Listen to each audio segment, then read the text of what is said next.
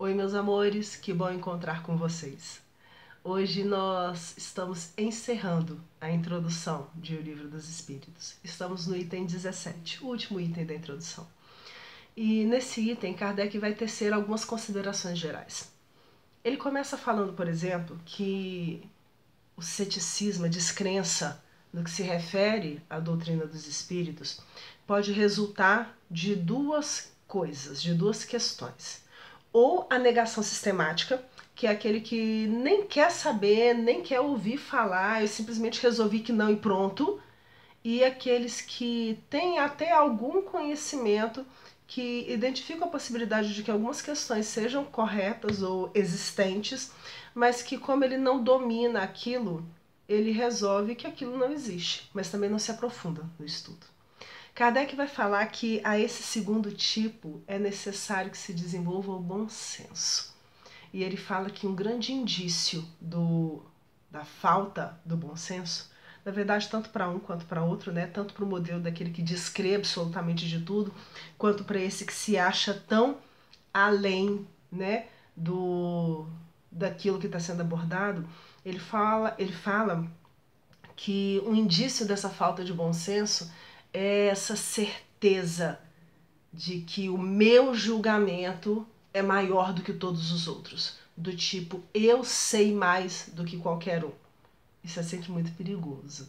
Principalmente porque a gente nunca deixa de aprender e a gente nunca consegue adquirir a totalidade dos ensinamentos.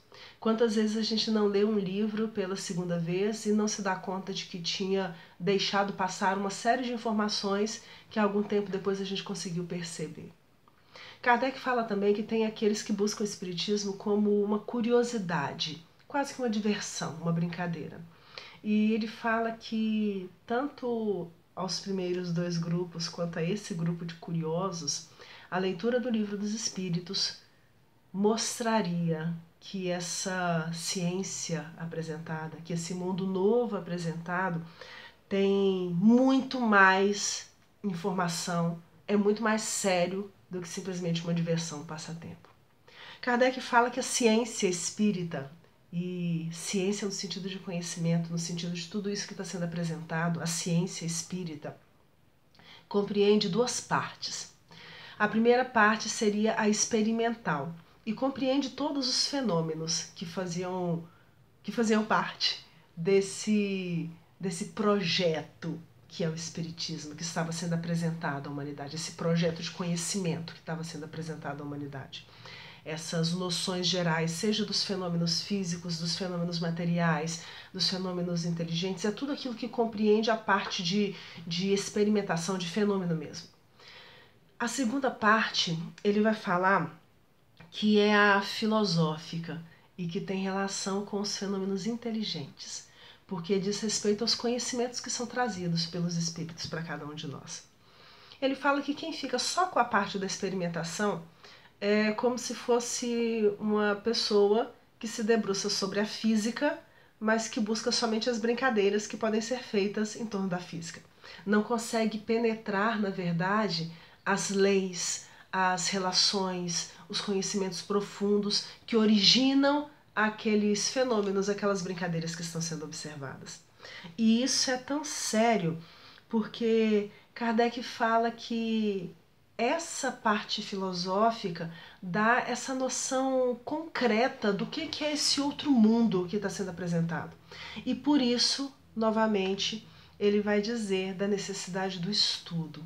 E ele fala que é um estudo que deve ser perseverante, feito no silêncio e no recolhimento.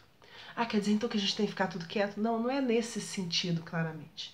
É um estudo perseverante, que deve ser mantido frequentemente, que deve ser feito no silêncio, ou seja, no meu campo íntimo de reflexão, não é simplesmente ler para ler, mas que deva ser pensado, refletido, interiorizado em mim. Ele tem que fazer sentido para mim de alguma forma. E sabe por que tem que fazer sentido? Kardec fala que se fosse somente pelas notícias trazidas, né, dos espíritos, e nesse item ele deixa bem claro de que as ideias apresentadas não são dele, são ideias que foram recebidas, são conceitos, pensamentos, teorias que foram recebidos dos espíritos. ele fala que nesse trabalho de organização ele já fica muito feliz de ter feito parte disso tudo. E ele comenta que o resultado que os espíritos esperam desse trabalho é o de se guiar os homens que desejam se esclarecer, mostrando nesses estudos um caminho muito belo, muito sério, que é o caminho do progresso individual e social. É isso que a doutrina espírita vem trazer. Como que nós, enquanto indivíduos, e como que nós, enquanto seres sociais, podemos nos fazer melhores. O Espiritismo vem ajudar nesse entendimento. Allan Kardec termina falando ainda de uma última consideração. E ele faz uma comparação que é muito interessante.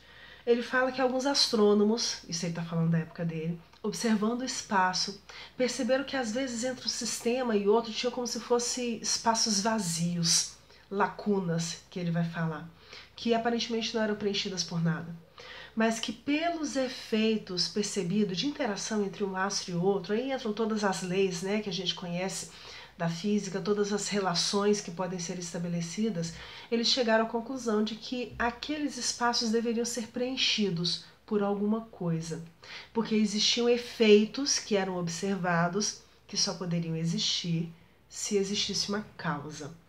E ele vai falar que esse raciocínio deveria também ser utilizado por todos nós com relação a uma outra ordem de ideias. Porque ele fala que quando a gente observa os seres da criação e a gente observa Deus, tem um espaço gigantesco que aparentemente, pelos conhecimentos tidos, que existiam até então, não eram preenchidos por nada. E que os espíritos, através dos ensinamentos trazidos por eles, mostraram que desde o ser inanimado até Deus, esse espaço que existia entre o homem e entre o nosso Criador, que aparentemente não era ocupado por ninguém, vai ser, na verdade, preenchido por toda uma série de espíritos, por toda uma ordem de espíritos, uma ordem de classificação, e de espíritos que eram exatamente os espíritos dos seres que haviam habitado os corpos dos homens enquanto vivos.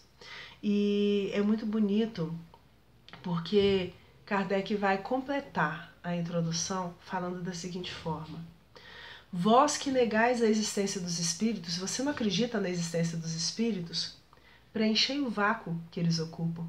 Explica então como é que pode ser preenchido esse espaço que a gente está falando aqui, que é ocupado pelos espíritos.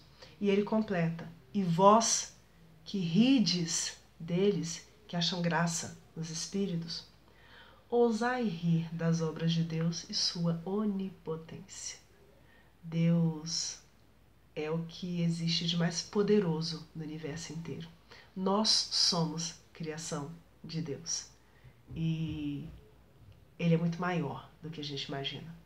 Tão maior que pode construir uma série de mundos, uma série de universos, como dizem hoje, regidos por leis muito sérias. E nós também somos regidos por essas leis. É o que o Espiritismo se propõe a explicar. Um beijo no coração de vocês. Fiquem com Deus.